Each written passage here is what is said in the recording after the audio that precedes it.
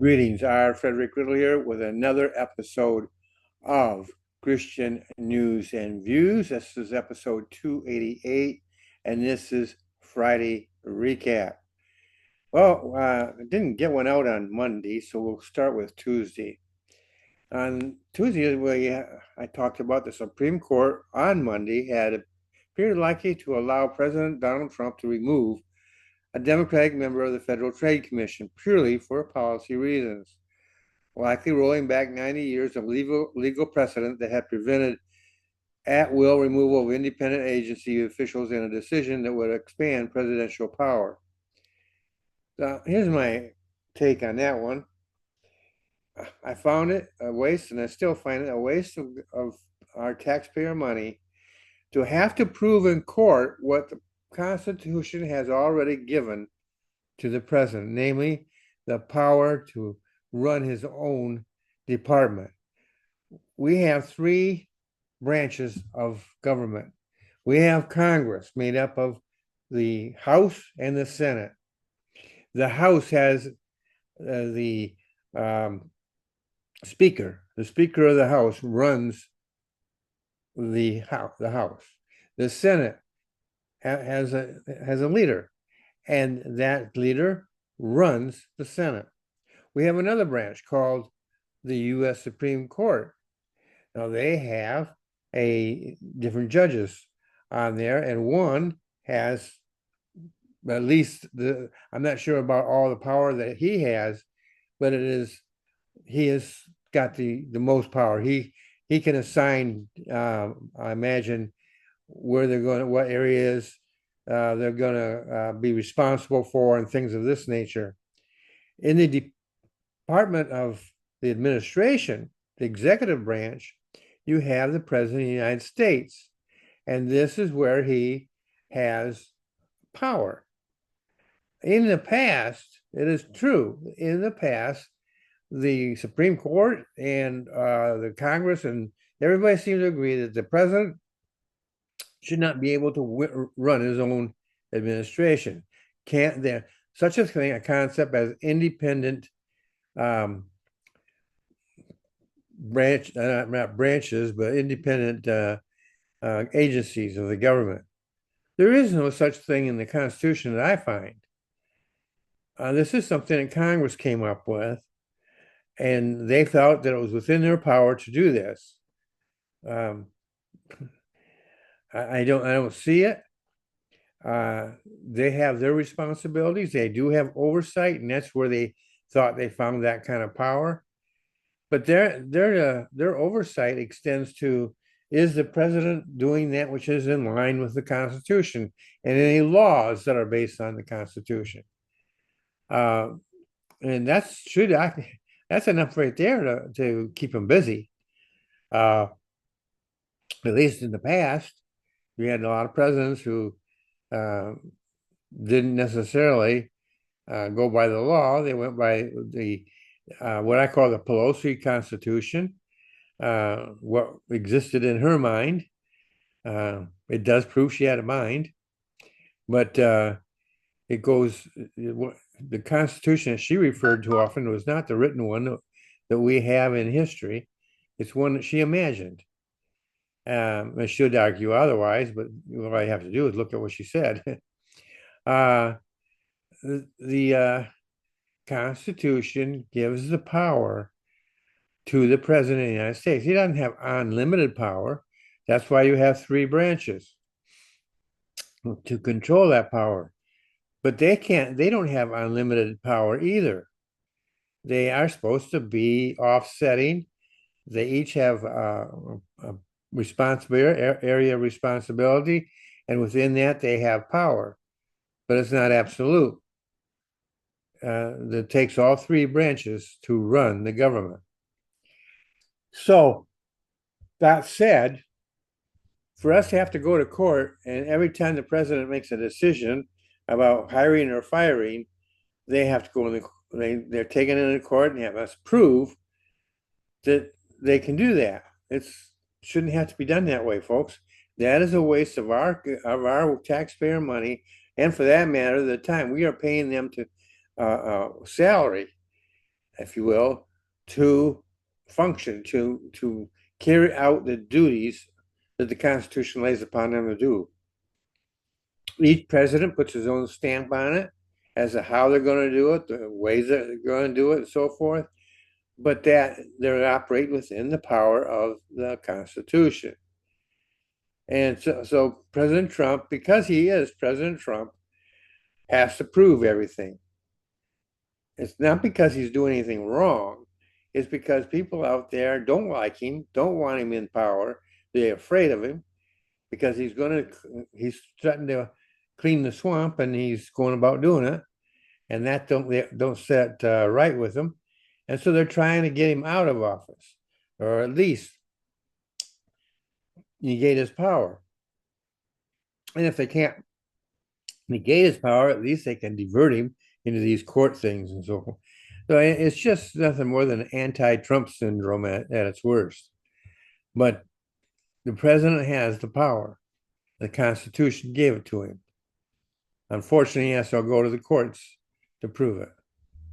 On Wednesday, speaking of the courts, a federal judge on December 10th blocked President Donald Trump's deployment of the National Guard in Los Angeles and ordered Governor Gavin Newsom be given back control of the Guardsmen, according to a court filing. Trump had ordered 2,000 National Guard troops to Los Angeles in June after protests. So I'm delighted the government's taking a tough stand. I'm delighted that Trump is taking this kind of a stand. And this lower court, I mean, it's federal, but it's still a lower court, probably going to be overturned.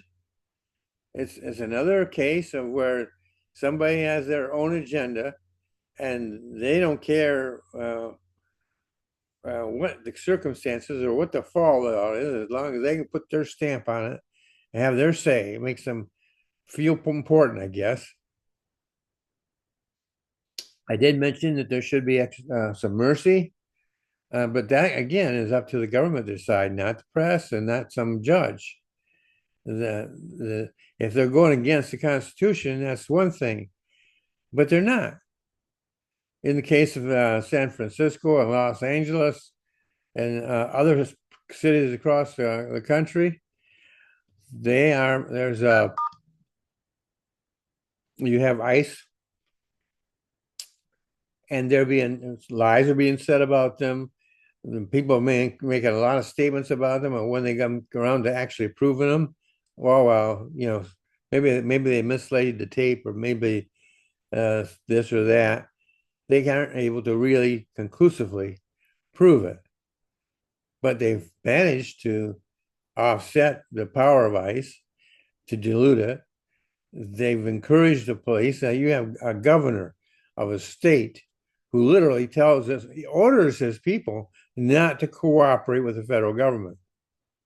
You talk about rebellion and insurrection, things of this nature. That is, to me, that is exactly what that is. The governor does not have the authority to go against the federal government. Now, if he doesn't like the way things are going, then he has the courts he can go into and to fight for that. But to order his own people not to cooperate, that in itself, whether he's on the right side or wrong side, doesn't matter now. Now he is violating the law. That's my take on it, anyhow. So on Thursday, we began a new study. Now, I had started a study on Dead Sea Scrolls, and we'll get back to it. But I thought it was, this being the Christmas season, we should look at Christmas. And so the first one, I wrote a book, and I'm basing the whole thing on that book, which is, by the way, based on the Bible. And the book's title is What's True About Christmas, and it's updated. And if we look at the possible date, now I have to emphasize possible date, of September 11th, 3 BC, as the birthday of Christ, and in the city of Bethlehem.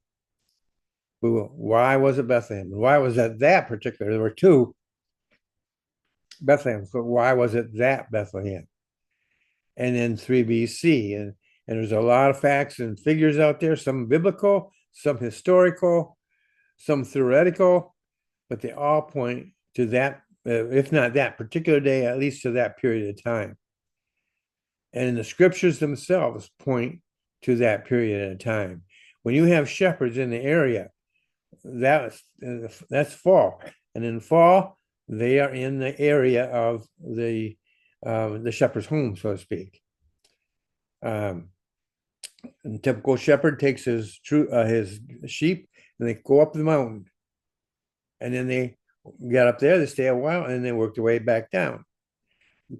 I believe what this is they've already come down.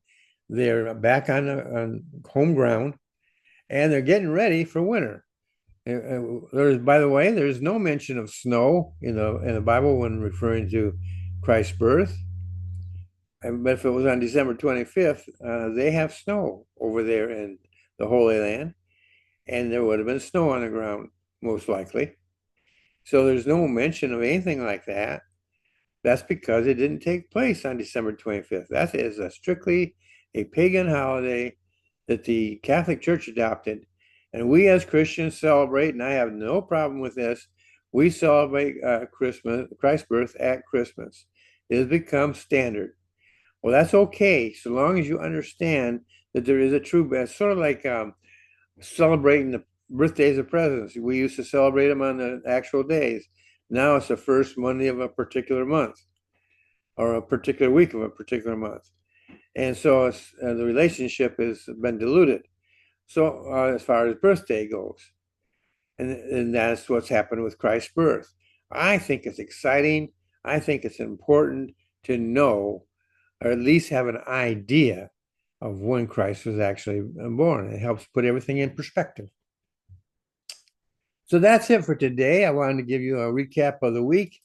And if, by the way, again, I want to invite you to the Experience Bethlehem, which is taking place at Tri-City Baptist Church here in Port Charlotte, Florida.